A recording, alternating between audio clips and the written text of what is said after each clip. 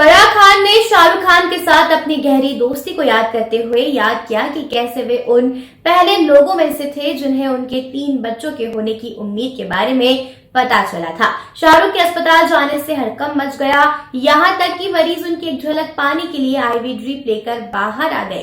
फराह ने एक किस्सा भी शेयर किया कि शाहरुख ने 3 बच्चों के लिए एक बड़ी गाड़ी खरीदी थी जो उनके दरवाजे पर नहीं आ रही थी, जिसके बाद उन्होंने उसे अपने घर पर ठीक कराया। उन्होंने शाहरुख की पत्नी गौरी खान का भी जिक्र किया। उन्होंने उनके लिए बेबी शावर का आयोजन किया था। फराह ने खुलासा किया कि उन्होंने गर्भ धारण करने को लेकर अपने संघर्षों को शाहरुख के साथ शेयर किया था और वे सबसे पहले जानने वालों में से एक थे कि वे आखिरकार कब प्रेग्नेंट हुई। शाहरुख ने ओम शांति ओम के फिल्मांकन के दौरान अपनी प्रेगनेंसी की खबर शेयर करने के बाद सेट पर उनकी जरूरतों को पूरा करने के लिए ज्यादा प्रयास किए। फराह खान अब 3 बच्चों जार, आन्या और देवा की मां बन गई है, जिनका जन्म 2008 में उनके और उनके पति शिरीष कुंदर के यहाँ हुआ था।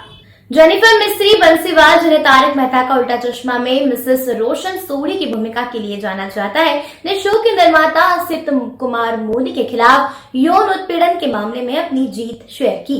जेनिफर के मुताबिक असित मोदी को उनका बकाया चुकाने और मुआवजे के तौर पर 5 लाख रुपए देने का आदेश दिया गया था। जेनिफर ने अपने इंस्टाग्राम पोस्ट में अपने पति बॉबी बंसीवाल और अपने वकील अमित शेर को पूरी सहयोग के लिए धन्यवाद दिया। उन्होंने फैसले पर अपना संतोष व्यक्त करते हुए कहा कि असित मोदी को यौन उत्पीड़न का दोषी पाया गया था, लेकिन उन्हें लगा कि मुआवजे की राशि उनके द्वारा सहे गए आघात को देखते हुए अपर्याप्त थी।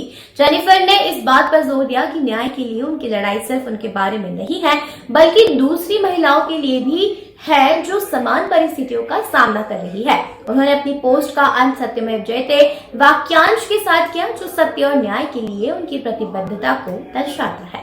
अक्षय कुमार ने अपने अपकमिंग फिल्म बड़े मियां छोटे मियां के ट्रेलर लॉन्च के दौरान सेल्फी और मिशन रानीगंज सहित हाल ही में बॉक्स ऑफिस पर फ्लॉप फिल्मों के सिलसिले को संबोधित किया। उन्होंने इस बात पर जोर दिया कि उनके प्रयासों के बावजूद बॉक्स ऑफिस पर उनकी फिल्मों का भाग्य उनके नियंत्रण से बाहर है।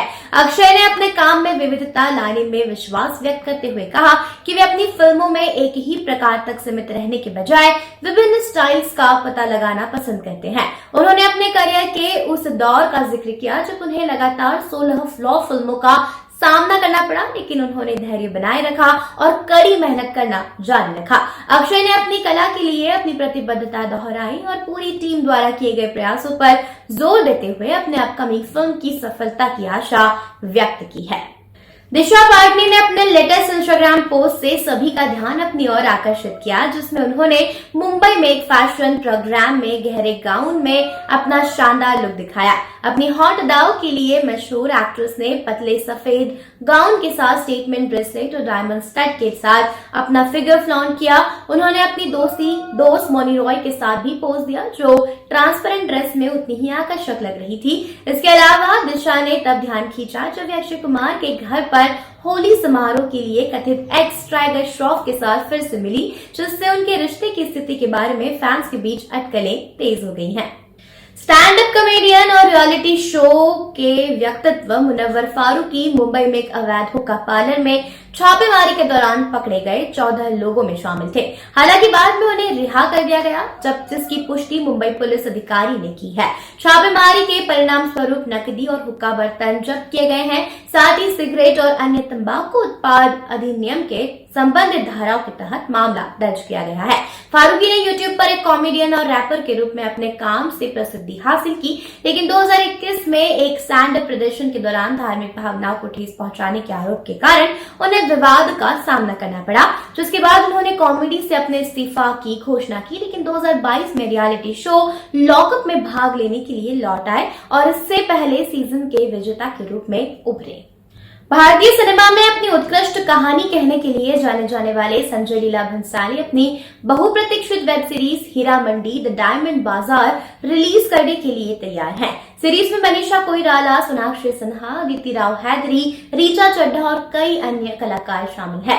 नेटफ्लिक्स इंडिया ने हाल ही में घोषणा पोस्टर के साथ रिलीज की तारीख को छेड़ा, जिसमें सोनाक्षी सिन्हा सहित पूरी कास्ट शामिल थी, जिन्होंने घोषणा के लिए एक्साइटमेंट व्यक्त की थी। रिपोर्ट्स के मुताबिक 8 एपिसोड की सीरीज अप्रैल में स्ट्रीमिंग शुरू करने वाली है, जिसके एपिसोड वीक्स पर जारी किए जाएंगे। अपनी सिनेमाई भव्यता के लिए जाने जाने वाले भंसाली के लिए एक प्रस्थान होने के बावजूद हीरा मंडी के पहले लुक में वादा किया गया दृश्य तमाशा OTT प्लेटफॉर्म पर फैंस को लुभाने की उम्मीद है।